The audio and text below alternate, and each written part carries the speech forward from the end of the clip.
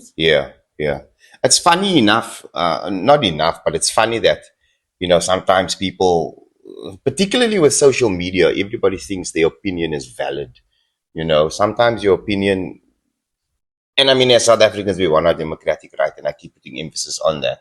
You do have an opinion, you do have a voice, you can say your say, but that doesn't necessarily mean that your opinion is based on fact, like you said.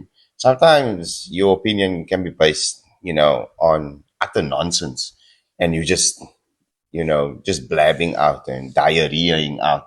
And I think in most cases that also happens on social media, where people think, let's jump on the train and let's just have something to say.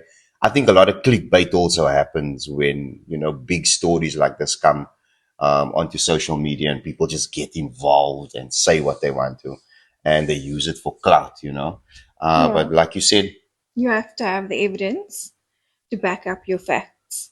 And, you know, sometimes it's a good thing and it's a bad thing. And why I say that is because in for any, let's just say, rape victims, GBV victims, you have to have this entire reel of evidence, and it's very traumatic for the victim to actually live it. yeah, And you will feel like you are the perpetrator hmm, and not the victim, because it's like you are put on the stand and you are drilled. hmm, You have to have your facts in order. Your evidence has to be like 100% to the T. yeah.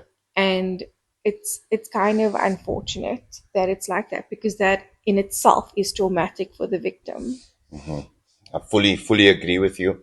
But again, to the community that went out, and spreading awareness with regards to this, there's a lot of weird things also happening currently in South Africa.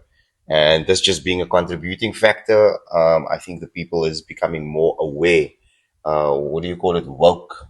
Yeah, it's not hidden. It's so open with social media right now. And it's always just so lovely to see that the community, all the members and everyone, they're all standing behind her, because sometimes you do feel isolated.